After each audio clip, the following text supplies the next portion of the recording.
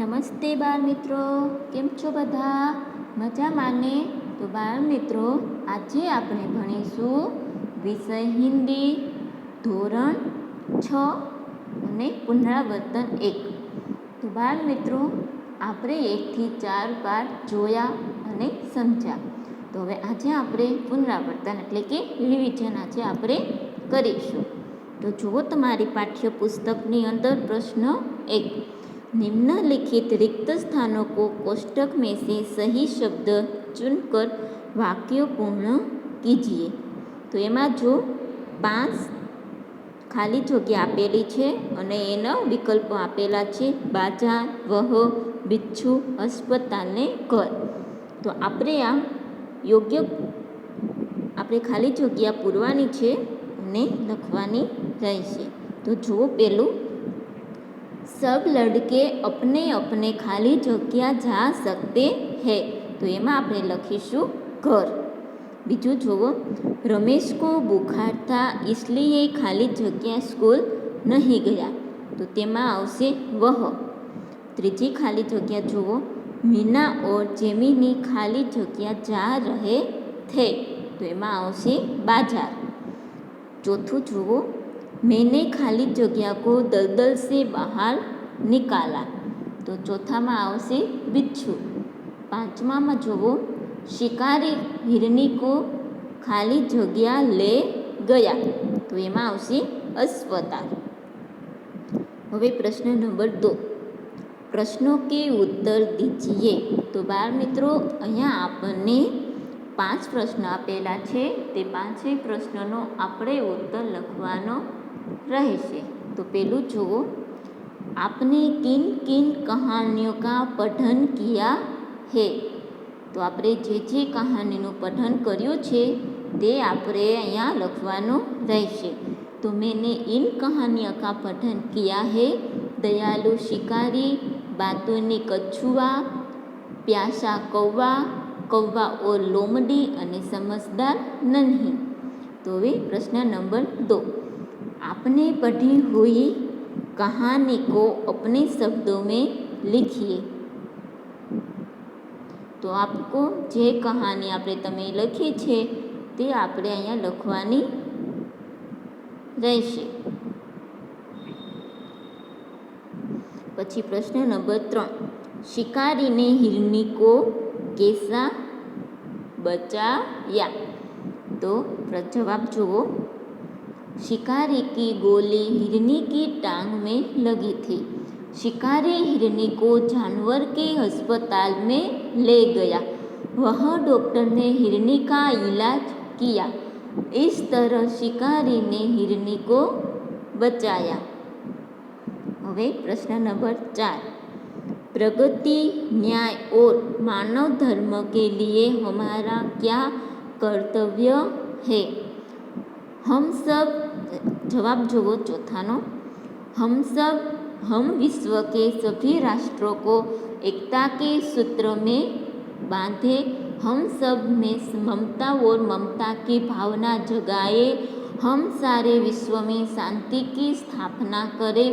प्रगति, न्याय और मानव धर्म के लिए यही हमारा कर्तव्य है. હવે પ્રશ્ન નંબર 5, नन्ही बतख का स्वभाव कैसा था. तो नन्ही की माँ ने उसे सिखाया था कि वह भलाई के काम करे. जो नन्ही के साथ बुरा बर्ताव करता था उसके साथ भी वह भलाई करती थी. किसी से बदला लेने के लिए वह अपनी अच्छी आदत छोड़ना नहीं चाहती थी. मुसीबत में पड़े हुए को बचाना वह अपना फर्ज समझती थी. इस प्रकार सबकी भलाई करना नन्ही बतख का स्वभाव था. હવે પ્રશ્ન નંબર 3, निम्नलिखित वर्णों से शुरू करके 5 शब्द बनाइए और वाक्यों में प्रयोग कीजिए. तो बाळ मित्रों, अहींया जो 4 शब्दो आपेला छे ते आपणे 4 વણો આપેલા છે તે વણોને આપણે એના 4-5 શબ્દ બનાવીશું અને તે 5 શબ્દોના આપણે વાક્ય બનાવવાના રહેશે. તો પહેલો આપણે છે ચ. તો ચના 5 શબ્દ: ચમેલી, ચક્કી, ચતુર, ચંપા અને ચંદ્રમા. તો પેલું આપણે ચમેલી. તો ચમેલી કા ફૂલ खुशबूदार होता है. બીજું चक्की. चक्की से अनाज पीसा जाता है. ત્રીજું चतुर. रमेश चतुर लड़का है. चौथું चंपा. यह चंपा का वृक्ष है. પાંચમું चंद्रमा. चंद्रमा के प्रकाश को चांदनी कहते हैं. તો હવે બીજો શબ્દ જુઓ શ. શના આપણે 5 શબ્દ બનાવીશું: क्षितिज, क्षत्रिय, क्षमा, शीर અને સુધા. તો પેલું આપણે क्षितिजનું વાક્ય બનાવીશું: वह दिन भर क्षितिज की ओर देखता रहा. બીજું શબ્દ બનાવેલો क्षत्रिय. तो क्षत्रिय बड़े वीर होते हैं. ત્રીજું क्षमा. क्षमा वीरों का भूषण है. પછી આવશે शीर. दूध को शीर भी कहते हैं.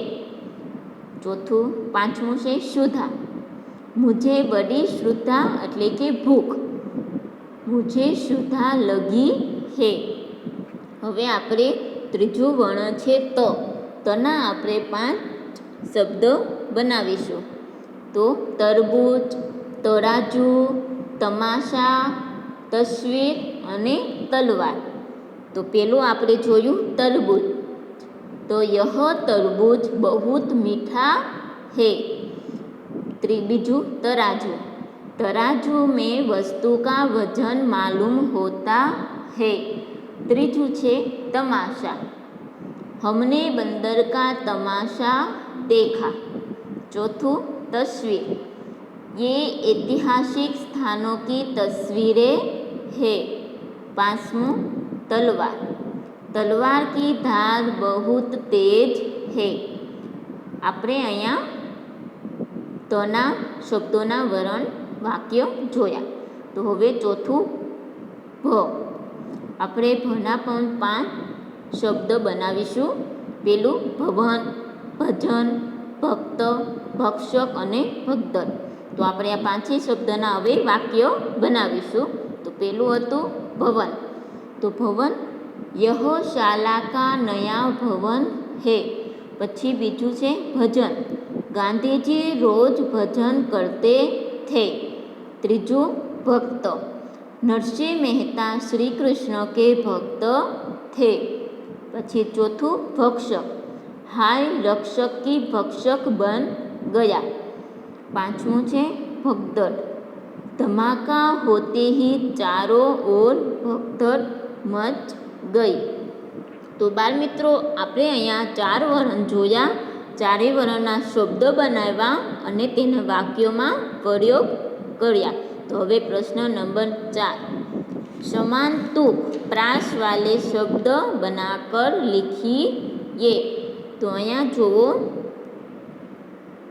4 શબ્દો આપેલા છે: સામાજિક, માનવતા, ભલાઈ અને ઘબરાહટ. તો આપણે એના સમાન એટલે કે એના સરખા આપણે શબ્દ બનાવવાના રહેશે. તો પેલું છે સામાજિક. તો સામાજિકના શું થાય કે પ્રામાણિક, સંસારિક અને પારિવાહિક. પછી એવી જ રીતના બીજું માનવતા. તો માનવતાના પણ આપણે 3 શબ્દ છે સમાન: દાનવતા, સજ્જનતા અને સ્વતંત્રતા. એવી જ રીતના ત્રીજું છે ભલાઈ. તો ભલાઈના પણ સમાન 3 શબ્દો આપણે જોશું: બુરાઈ, હવાઈ અને જુદાઈ.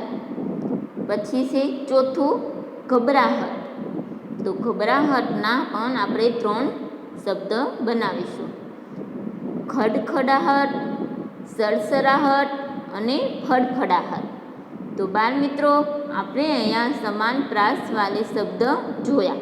તો હવે આપણે પ્રશ્ન નંબર 5. गिनती को शब्दों में और शब्द को अंकों में लिखिए। तो જુઓ અહીંયા 4 આપ્યા છે,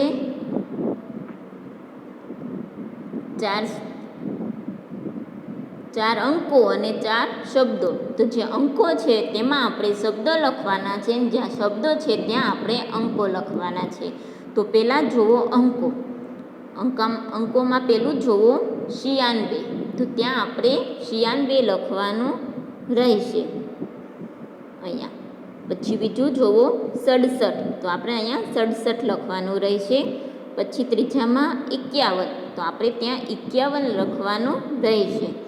અને પછી અહીંયા 88. તો આપણે અહીંયા શબ્દોમાં 88 લખવાનું રહેશે.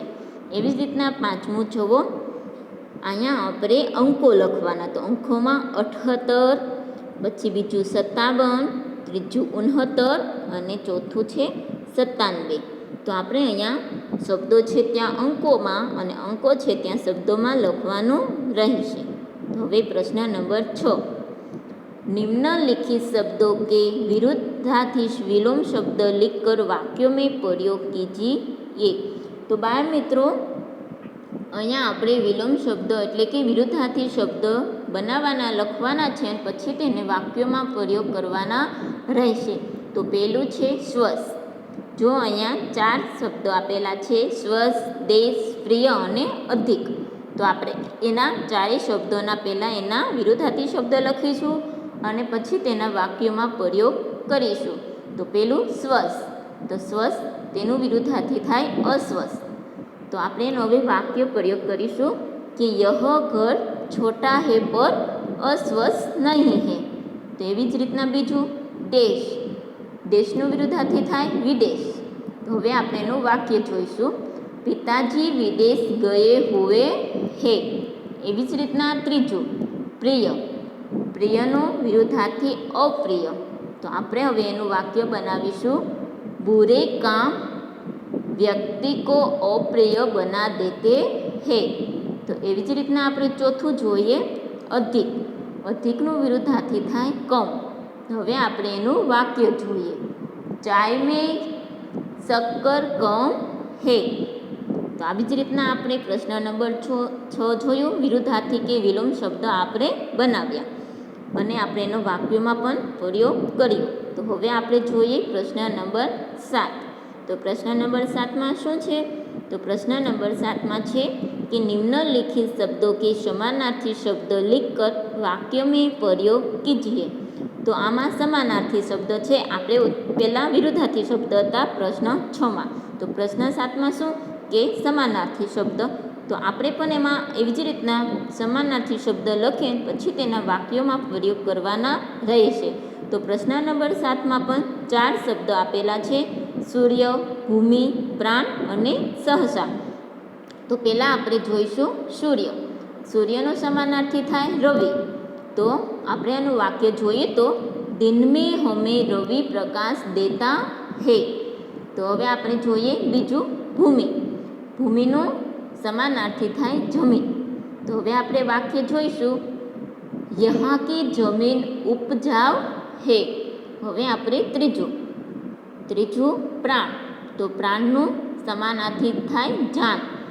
तो वाक्य दुर्घटना में 3 लोगों की जान चली गई. હવે આપણે ચોથું છે સહસા.